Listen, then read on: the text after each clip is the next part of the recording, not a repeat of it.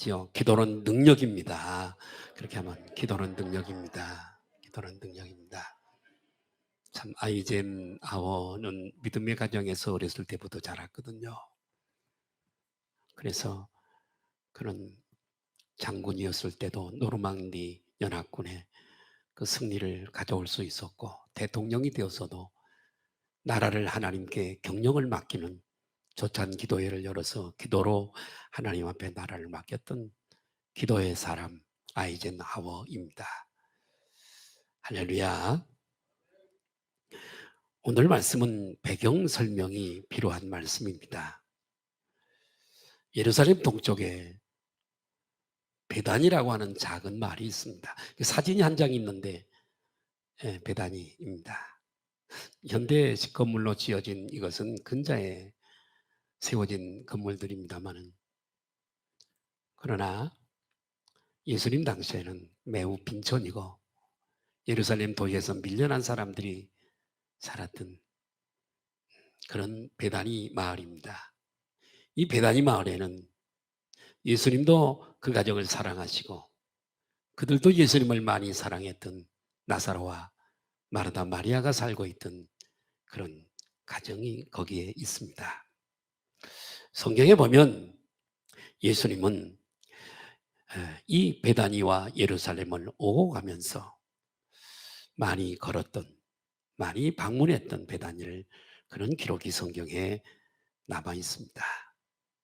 오늘 우리가 읽었던, 전체를 다 읽지 못했지만 마가복음 11장에 있는 말씀은 예수님과 그 일행 제자들이 예루살렘과 베다니를 오고 가면서 일어났던 한 사건을 우리에게 말씀하고 있습니다. 이 사건은 대단히 우리 영적 생활에 중요한 내용으로, 마가는 이 사건을 대단히 중요하기 때문에 이 사건을 기록으로 남겼습니다. 이 사건의 내용은 이렇습니다. 예수님의 일행이 예루살렘 성에 입성하실 때, 종료주일날 우리는 많이 설교를 들었습니다만은 그 연변에 많은 제자들이, 길가에 많은 사람들이 종려나무 가지를 들고, 제자가 아니라 군중들 있죠? 종려나무 가지를 흔들면서 호산나 다윗의 자손으로 오시는 이여 하면서 예수님을 맞이하고 환영했던 기억을 우리는 잘 알 수 있습니다. 예루살렘 성에 이렇게 입성하신 예수님은 제자들과 함께 예루살렘 성 안에서 숙박하지 아니하시고 그 성을 나와서 해질 무렵에 다시 베다니 마을로 가시게 됩니다. 그 이튿날 예수님의 일행은 다시 베다니를 떠나서 예루살렘으로 성으로 가게 되었는데, 그때 예수님이 퍽 시장하셨던 것 같습니다. 일행도 아마 배가 고팠을 겁니다.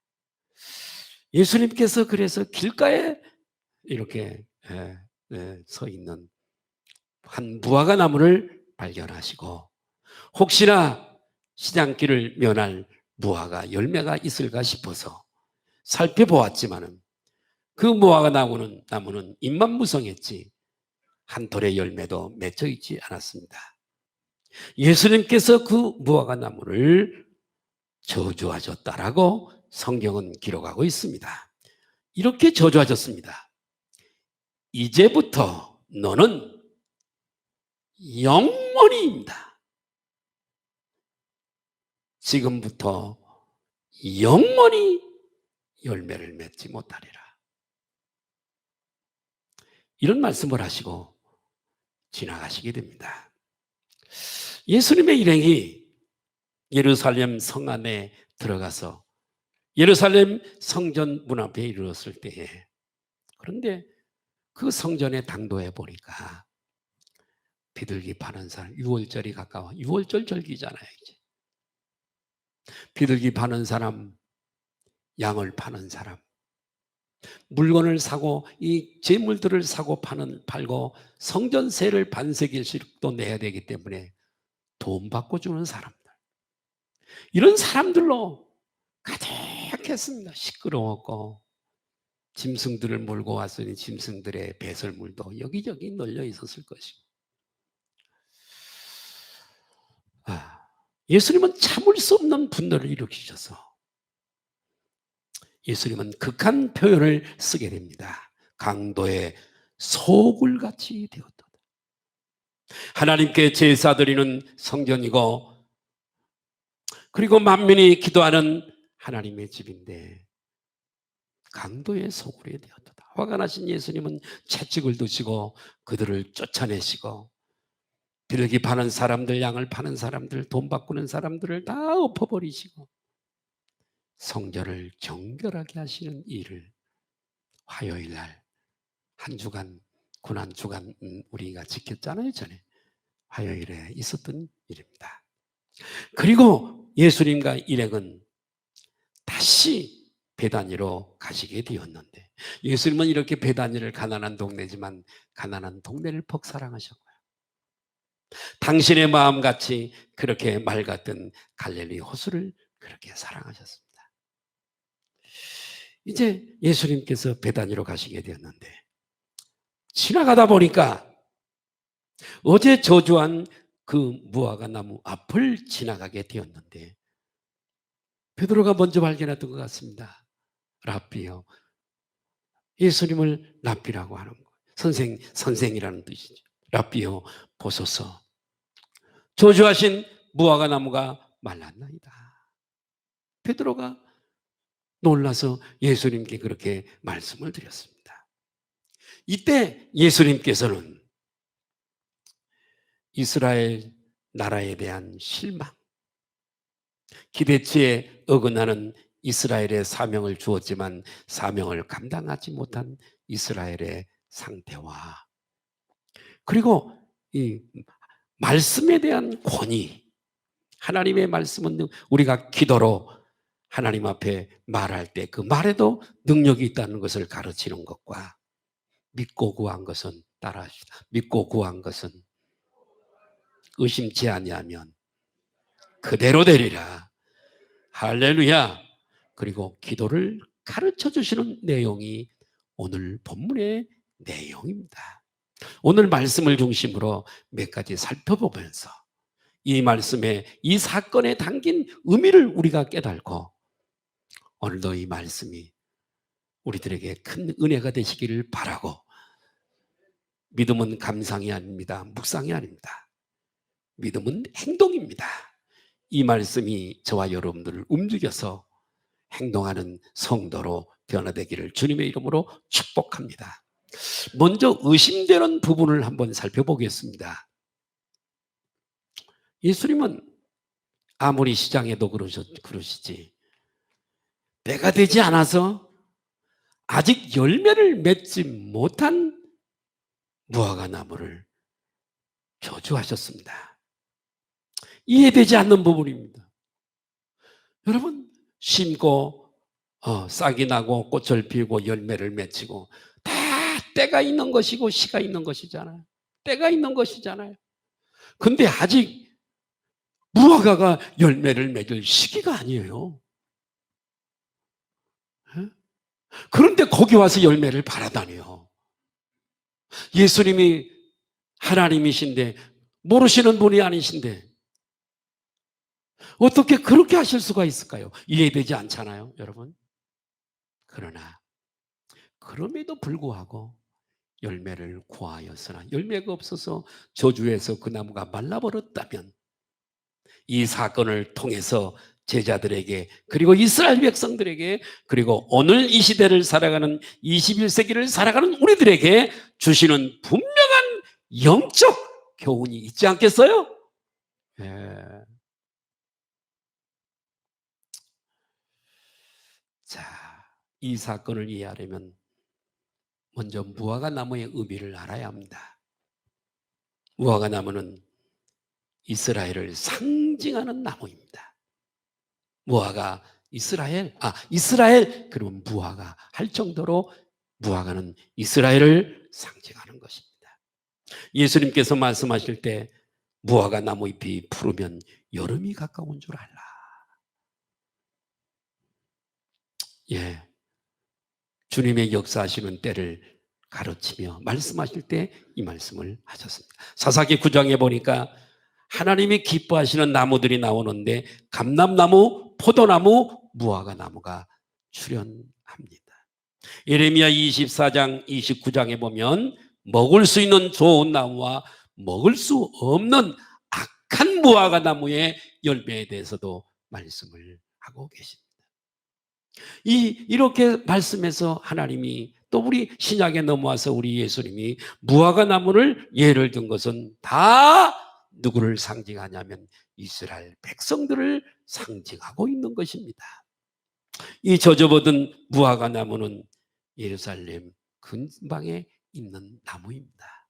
예루살렘과 이스라엘을 비유해서 말씀하시기에 아주 좋은 위치에 이 무화과나무가 있는 것입니다. 예수님은 갈릴리 지방에서 사마리아 지방으로 먼 곳까지, 당시의 유대인들이, 남쪽 유다 사람들이 그렇게 터부시하는 사마리아 사람들에게까지도 가셔서 수가성 우물가, 야곱의 우물가에서 물 길른 여인에게 복음을 전하시고 그 동네 사람들에게 다 복음을 전해서 구원하는 그런 이제 전도 선교를 하셨습니다.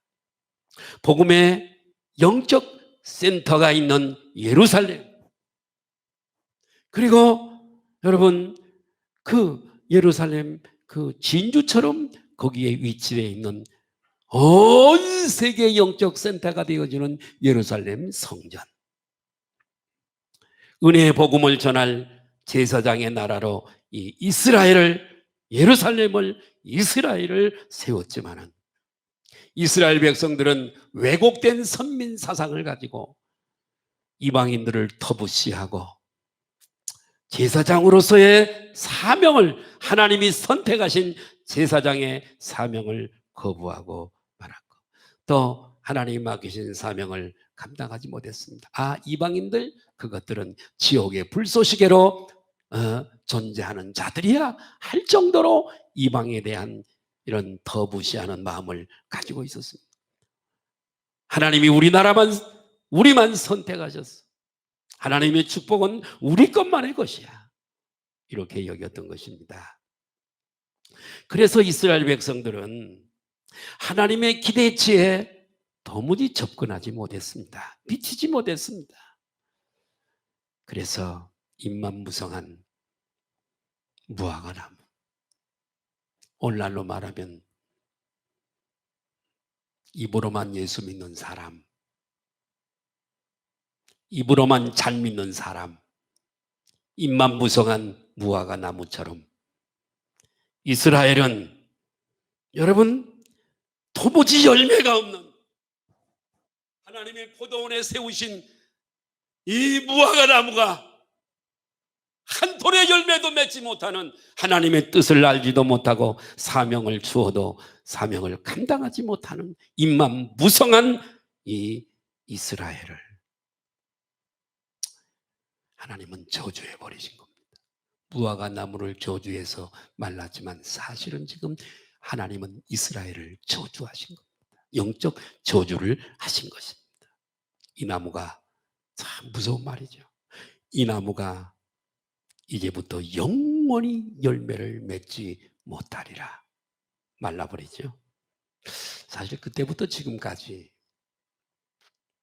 이스라엘은 세계에 하나님의 구원을 전하는 열매를 전혀 맺지 못하고 있어요. 오히려 우리 대한민국에서 이스라엘의 선교사를 보내고 있습니다, 여러분. 아니, 율법이 시작된 나라요, 구세주가 온 나라요, 복음이 시작된 나라. 세상에 거꾸로 참 멀리 떨어져 있는 손바닥만한 대한민국에서 이스라엘의 선교, 우리 교단에도 이스라엘의 선교사가 있어요. 예수님의 말씀은 이렇게 무서운 겁니다.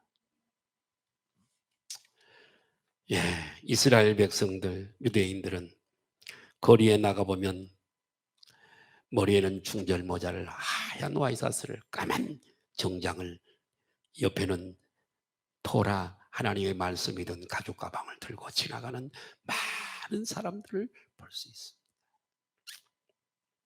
몇 블록마다 차를 타고 가지 않도록 몇 블록마다 회당을 세워두고 금요일 오후가 되어지면 안식일을 지키기 위해서 사람들의 발걸음이 바쁩니다. 안식일을 거룩하게 지킵니다. 문설주마다 신명기 말씀을 매달아두고 먹어가면서 보기도 하고 만지기도 합니다. 그러나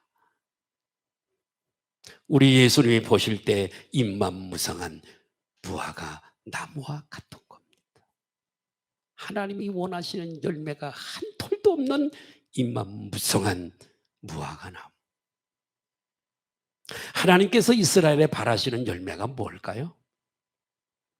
너희는 내게 받은 것을 온 세상에 나가 다른 사람에게 나누어 줘라. 그런데 저들은 나가지 않습니다.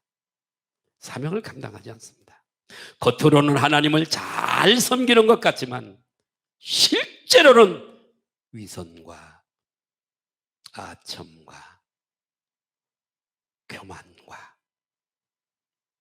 하나님의 뜻을 다 저버리고 메시아 되시는 예수 그리스도를 알지도 못하고 적대시하고 믿지도 않고 예수 그리스도를 십자가에 예수 그리스도를 죽이려고 하는 그들은 결국 그들은 주 70년 로마 군대 티토 장군에 의해서 돌 위에 돌 하나 남김없이 여러분 예루살렘 멸망과 함께 여러분 뿌리째 뽑혀 말라버리고 말았습니다. 예. 세계 만민을 구원하기는커녕 정말 저들은 지옥 불쏘시개다 말할 정도였습니다. 예수님은 예루살렘 성전으로 가시는 중에 이 무화과 나무를 보시고 이스라엘 백성들을 비유해서 영적 저주를 내리신 겁니다. 무화과 나무가 무슨 인격이 있습니까? 말라버리고 찍어버리면 흩어져서 사라져 이스라엘을 영적 저주해버리신 겁니다. 주인이 왔을 때 영접지도 않고 믿지도 않고 여호와 하나님을 잘 믿는다는 미명 아래 임만무성했던 유대인들.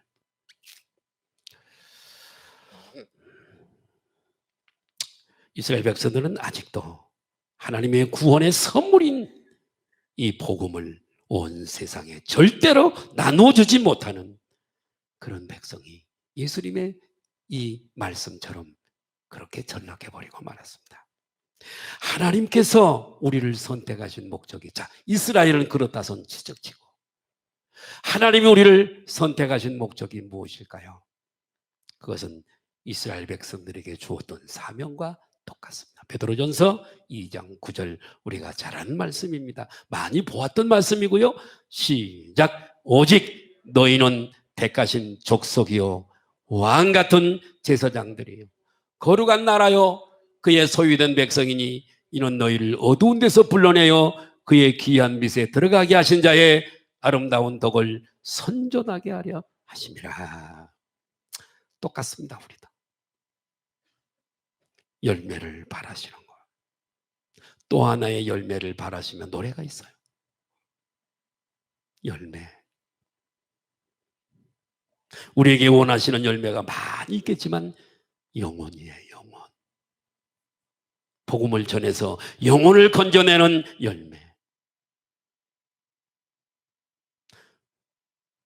포도원에 큰 포도원에 여러분 나무를 심는 이유는 간상수로 심는 게 아닙니다. 열매를 바라고 농부는 심는 거예요. 열매를 맺지 못하면 결국은 찍어버리고 마는 것입니다. 임만무성한 이스라엘 백성들과 같아서는 우리가 말해요. 안 된다고 하는 것이죠. 응? 예. 우리들에게 오늘 주시는 이 경종이 큽니다. 열매가 있기를 주님의 이름으로 축원합니다. 내 집에서, 내 주변에 멀리 선교사로 가지는 못해도 짖지 못하는 개가 무슨 개겠어요? 성령 예수 이름으로 구원받고 생명 얻었고 성령 받았고 믿음으로 우리는 모든 공급받는 것이 하나님께로부터 오는 것을 믿습니다. 주님이 우리에게 투자하시고 그럼에도 짖지 못하는 개처럼 입을 열어 예수 이름 한마디도 전하지 못하는 성도가 무슨 천국 백성입니까? 열매가 있는가? 이스라엘은 열매가 없어서 결국 저주를, 영적 저주를 받았단 말이죠. 예. 자, 또 하나. 예수님께서는 이 무화과 나무의 사건을 통해서 믿음의 능력과 기도에 대해서 우리에게 가르쳐주고 계시는 겁니다. 사람들은요, 예수 믿고 천국 가는 것은 잘 이해하고 잘 믿습니다만은 여러분, 기도의 능력을 믿는 사람은 적은 것 같습니다. 왜요? 기도하는 모습을 볼 수가 없으니까요. 오늘 믿고 구한 것은 받은 줄로 믿어라. 할렐루야. 기도의 이 말의 능력이에요. 주님이 말로 무화과 나무를 명령하니까 말라버리잖아요. 그걸 예수님은 어프로치 시켜서 기도하면, 믿고 구하면 이루어진다. 기도를 가르치고 있는 거예요. 예. 다 그렇다고는 할 수 없지만 기도 생활 안 하는 사람은 기도의 능력에 대해서 믿음이 전혀 없기 때문입니다. 안 믿어졌거든요. 내가 기도한 것을 하나님이 반드시 들어주신다고 하는 믿음을 가진다면 기도 안 할 수가 없습니다. 예수님이 그러세요. 무화과 나무가 말라 죽은 것 때문에 놀랐느냐? 너희는 기도해서 이 산을 들어 바다에 던지우라 하더라도 그대로 될 것이다. 아멘 좀 하세요. 안 믿어지니까 이제 또 근데 내가 설명이 또 필요해요. 예를 들어서 백마산을 들어서 경한 천에 갖다 빠뜨려도 믿음으로 가능하다라고 주님 말씀하시잖아요. 자, 여기 23절에 이 산이 나와요. This mountain. 어느 산일까요? 감람산입니다. 감람원이라고 하는 감람산. 예수님이 승천하시고 늘 기도하셨던 예루살렘의 건너편 가까운 산이에요. 예? 자, 바다는 어느 바다일까요? 갈릴리 호수나 아니면 사해 바다일 겁니다. 산에서 들려서 저 바다에 던지라고 하는 것은 사실은 이것은 유대인의 당시의 격언입니다. 격언입니다. 유대인들의 격언이 있었는데 어떤 불가능한 일을 표현하는 격언을 쓸 때에 이 표현을 쓰는 거예요. 산을 들어서 저 바다에 던져주라가. 이 표현을 격언이에요. 그러나 예수님께서 하신, 자, 여기 잘 들으세요. 여기를 잘 보시고 잘 들으세요. 이 설교가 온 세계에 다 나가잖아요. 외국에서도 듣고 그렇기 때문에 다른 말이 여기 들어가서는 안 되는데 높아심이 있어서 졸고 있고 그러면 설교가 잘 안 돼요. 적어요. 생명이 없으면 졸음이 자꾸 와요. 주여 내 영혼에 생명을 주옵소서. 할렐루야. 졸지 않고 들을 수 있는 영적 건강을 주옵소서. 기도 많이 해야 된단 말이에요. 자, 예수님의 이 말씀은 눈에 보이는 물리적 산에 관한 것이 아니라 예수님의 사역을 감당할 때 우리의 삶에 산과 같은 무거운 문제, 내 힘으로 도저히 해결할 수 없는 그런 문제가 올 때에, 장애물이 있고 어려움이 있고 문제가 올 때에 기도의 믿음의 능력으로 제거할 수 있다는 말씀을 우리에게 주신 말씀으로 믿으시길 바랍니다. 목사님 뭘 기도해야 되죠? 글쎄 가르쳐 드릴게요. 여러분의 마음에 지금 무거운 짐, 여러분을 짓누르고 있는, 프레스하고 있는 무거운 짐이 있습니까? 염려되고 근심되는 게 있습니까? 여러분의 힘으로 해결할 수 없는 것 때문에 고통당하고 있습니까? 그것이 바로 주님 앞에 나가서 기도해야 할 제목인 줄로 믿습니다. 기도가 어려운 게 아니에요. 주님은 하나님과 교제하고, 그리고 하나님이 우리 목소리를 듣고 싶어 하시고 교제하기 위해서 우리 앞에 때때로 어려움을, 문제를 놓아두세요. 아이가 엄마를 달려가서 울면서 안고 말하는 것은 어려움이 있을 때, 성도에게 어려움이 올 때 주님 앞에 나가서 무릎을 꿇고 하나님 좀 역사해 주세요. 하나님 나를 불쌍히 여겨주세요. 하나님 나를 좀 살려주세요. 우리가 얼마나 연약한 존재들입니까? 우리 저는 우리 아파트 백일동에 삽니다. 1302호. 성도들이 우리 집 모르는 분들이 많아서 제가 일러드리는 거예요. 거기 백일동에 한 분을 내가 소개하려고 그럽니다. 개인 택시예요. 뭘 어렸을 때 많이 못 먹었는지, 엄마가 임신했을 때 못 먹었는지, 키가 이만해. 내가 속으로 아유 왜 저렇게 못 컸을까? 그 개인 택시예요. 늘 만나면 나한테 목사인 줄 아니까 인사를 잘 합니다. 근데 어제 내 쓰레기 버리러 토요일날 좀 쓰레기를 버리러 갔다가 다른 분한테 얘기를 들었어요. 이렇게 백일동은 이렇게 내려왔다가 이제 직선으로 가서 거기다가 차를 대는 주차장이 있는데 개인 택시하고 다니니까 뭐 술 먹을 일은 없을 텐데 내려와서 가는데 이상하게 차가 글쎄 그게 원인이 안 밝혀졌어요. 급출발 그런 식으로 엔진이 그냥 기계 고장으로 그 달릴 때도 아니잖아요. 아파트 주차장인데. 그 서 있는 나무를 넘어뜨리고 그 우리 박준규 집사님 사는 빌라 쪽인데 가서 빌라의 그 벽을 가서 그냥 차를 폐차할 정도로 박았습니다. 그리고 현장에서 즉사를 했어요. 우리 아파트 같은 동에 사는 분의 사고인데 저는 어저께 알았어요. 오늘 살아있는 것에 감사하고 숨 쉴 수 있는 것에 감사하고 저도 늘 감사한 게 없어요. 여기 서서 설교할 수 있는 건강 주신 것도 감사하고 눈 뜰 수 있는 것도 감사하고 움직일 수 있는 것도 감사하고. 예. 우리는 왜 기도해야 될까요? 나의 능력의 한계를 알기 때문에 기도하는 거예요. 그런 위기에서 탈출할 수 있는 능력이 없어요. 얼마나 약한 존재입니까?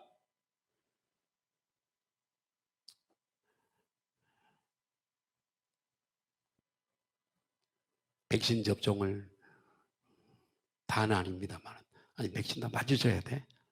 얼른 맞아야 7월 달부터는 우리도 예배 인원을 더 많이 드릴 수 있어요. 저도 1차 맞았고 2차는 8월 중순쯤인가 맞는데, 그러나 불행하게도 어떻게 좀 맞았어. 백신 맞고 세상을 떠난 사람들도 있더라고. 멀쩡하던 사람이 백신을.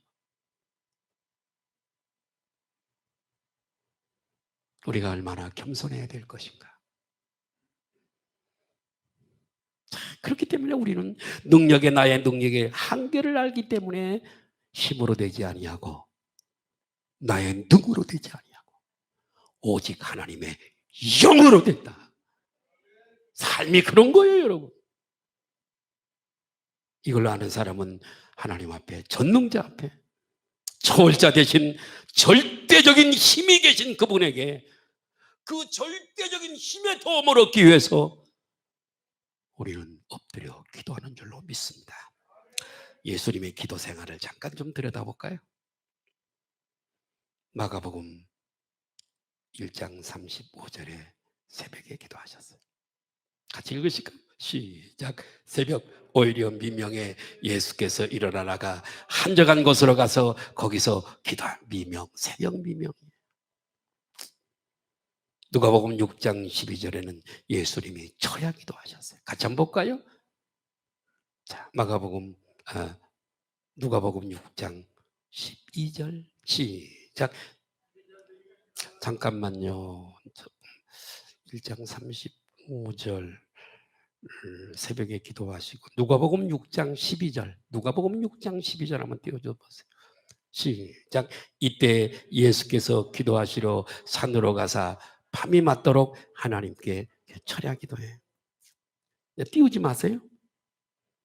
마가복음 6장 46절에 산 기도를 하셨어. 산에 올라가셨어. 마태복음 4장 2절에 40일 동안 금식 기도를 하세요. 마태복음 14장 23절에 혼자 기도하러 가서 기도하셨습니다. 또 예수님이 기도하는 모습이 다양했어요. 예수님은 전능자 하나님이신데 기도 안 해도 다 가능한 분인데 연약한 육체를 가져오셨을 때는 우리에게 기도의 모범을 보여주신 거예요.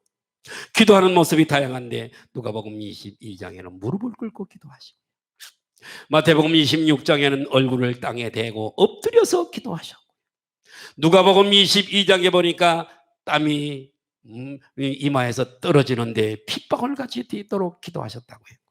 누가복음 23절에 큰 소리로 기도하셨다고 해요. 여러분, 예수를 믿는 성도의 영성의 첫째는 기도인 줄 믿습니다. 주의 종이 됐든 성도가 됐든 기도 없는 영성은 없습니다. 기도 없이 있는 영성은 잘못된 겁니다. 영성의 첫 번째는 기도예요. 한 가정에 한 사람은 새벽기도 나와서 온 가족을 심령에 품고 기도해야 됩니다. 그 가정이 잘 되고 그 자녀가 잘 될 줄로 믿습니다. 한 가정에 한 사람은 깨어서 나와서 그 가정과 가문을 위해서 자녀를 위해서 울면서 히스기야처럼 비둘기가 우는 것처럼 기도해야 된다는 말씀입니다.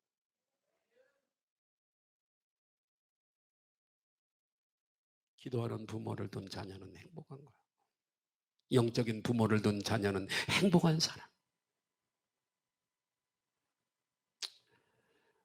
그것이 가정이 잘 되고 복을 받고 자녀가 잘 되는 길인 줄로 믿습니다. 가문이 복을 받고 생애가 잘 되는 아이젠하워를 동정상으로 우리는 봤습니다. 사도행전에 고넬료라고 하는 사람이 나옵니다. 기도 시간에 기도할 때에 환상 중에 천사를 만나고 베드로 사도와 요바에 있는 비장 시몬의 집에 기거하고 있는 베드로와 연결해 주시고 와서 예배를 인도함으로 로마 사람 제처로 예수 믿고 구원받고 복받은 사람이 되었습니다. 기도 시간에 바울과 실라는 옥중에서 기도하더니 옥토가 움직이고 옥문이 열렸습니다. 베드로 사도가 옥에 갇혀서 내림은 풀려서 죽임을 당해야 될 때에 교회가 밖에서 모여서 합심으로 모여서 기도할 때에 천사가 옥에 갇힌 베드로를 구출해서 자유하게 한 줄 믿으시길 바랍니다. 종교개혁자 말틴 루터는 종교개혁을 할 때에 유명한 말을 남기게 되어지는데 내가 하루에 새벽 2시간씩 기도하지 않으면 그날의 승리는 마귀의 것이다. 이렇게 얘기를 했습니다. 장로교의 장설자 역할을 존 칼뱅을 도와서 했던 존 낙스라고 하는 사람은 하나님이여 나는 하나님의 뜻이 내 손에서 이루어질 때까지 기도를 쉬지 않겠습니다. 응답이 올 때까지 기도하겠습니다. 감리교의 창설자 요한 웨슬레는 새벽을 깨워 기도하는 자는 누구도 당할 수 없는 힘을 가진 자다. 하나님의 후원이 있는데 누가 당할 수 있으랴, 이렇게 얘기를 했습니다. 예루살렘 교회 30년간 목회를 했던 야고보 감독이 있습니다. 어찌나 기도하면서 무릎을 꿇었던지 무릎이 낙타 무릎이 되었다라고 전승되어져 오고 있습니다. 여러분 생각해 보십시오. 우리 대한민국이 어떻게 이렇게 잘 살게 됐습니까? 세계 나라를 치면은 작은 나라 몇 번째 안 들어갑니다. 그것도 반동강이 허리가 잘린 손바닥만한 작은 나라인데 경제 12대국에 들어와 있습니다. 선교사를 가장 많이 보내는 나라가 미국인데 2위가 우리 대한민국인데 인구 비율로 보나 땅덩어리 비율로 볼 때 우리는 미국과 견줄 수가 없습니다. 그러면 선교사를 가장 많이 보내는 나라는 대한민국입니다. 예. 어떻게 이렇게 복받는 나라, 경제 실권 안에 잘 사는 나라,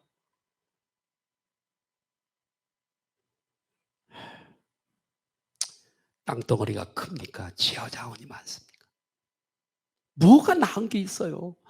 일본, 중국, 러시아, 강대국 사이에 끼어서 늘 어려움을 당했던 손바닥만한 이 나라가 어떻게 이렇게 잘 살게 되었는가? 그것은 믿는 성도들의 기도 때문인 줄 믿습니다. 이 나라가요. 우리는 잠자고 있을 때 수많은 사람들이 산에 올라서 새벽에 아무리 작은 교회라도 한두 명은 나와서 기도하고 큰 교회는 수백 명씩 나와서 하나님 앞에 나라를 위해서 기도합니다.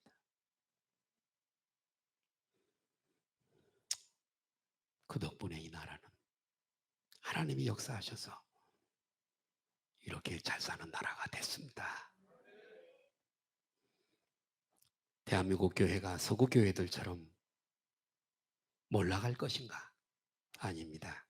따라합시다. 기도가 살아있는 한 400명의 훈련된 군사를 데리고 바다나람에서 돌아오는 야고비를 죽이려고 준비하고 있던 이 에서, 어떻게 예서가 거기서 살아남을 수 있었을까요? 야곱은 야복강 강둑에서 살아계신 하나님 앞에 밤새도록 기도했습니다.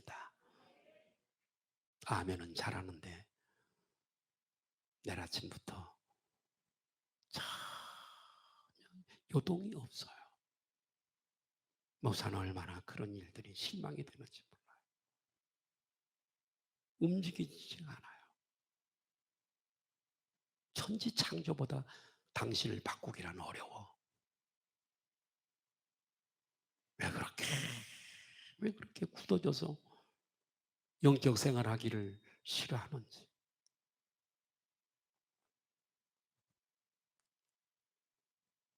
할렐루야.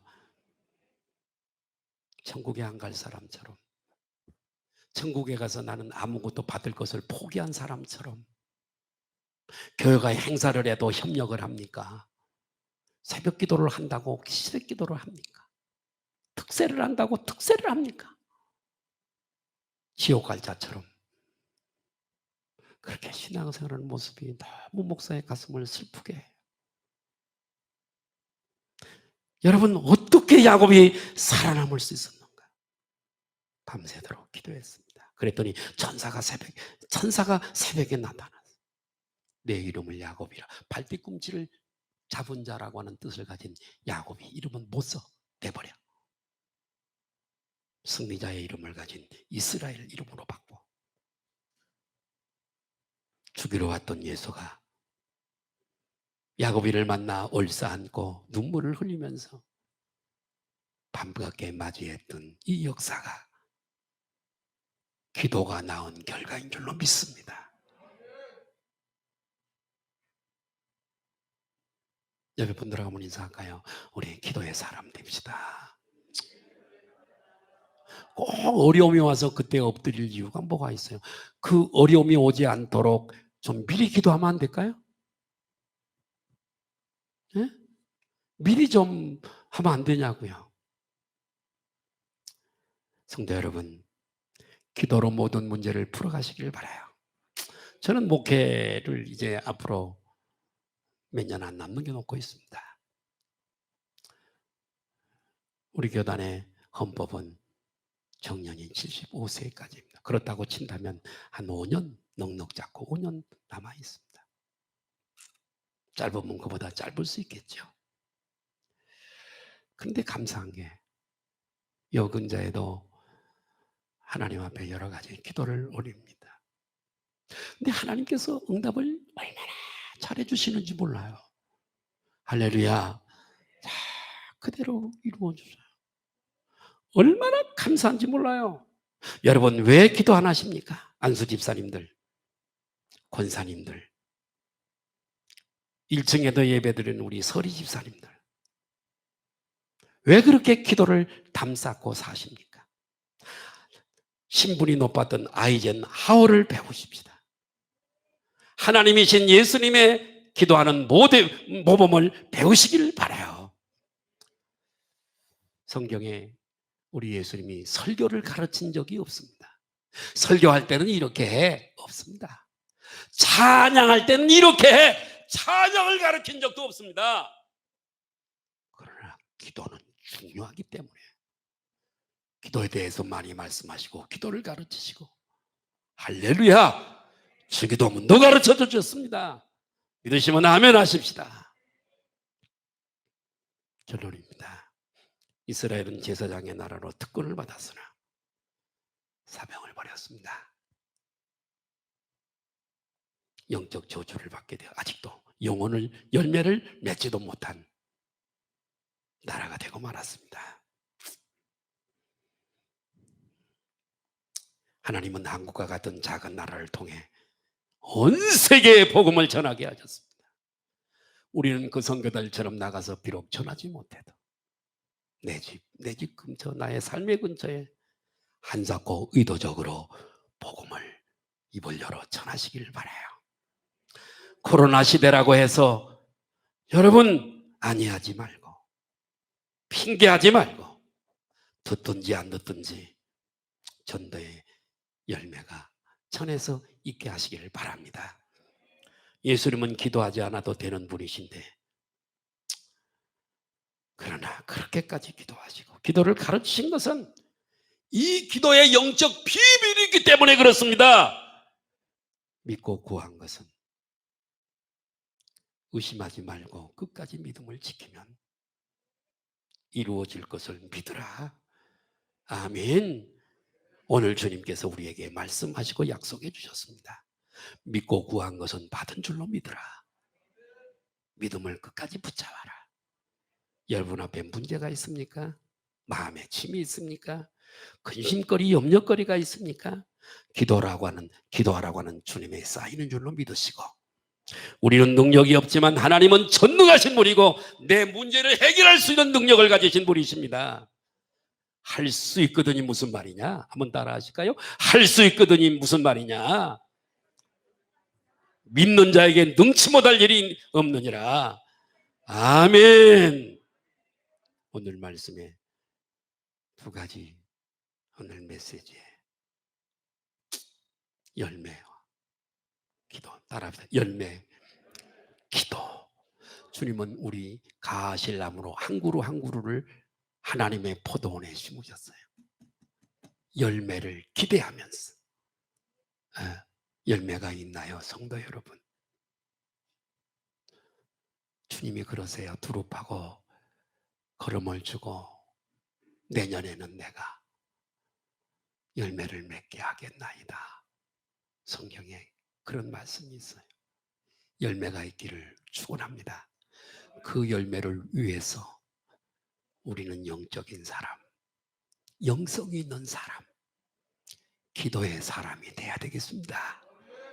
한사코 기도하겠습니다.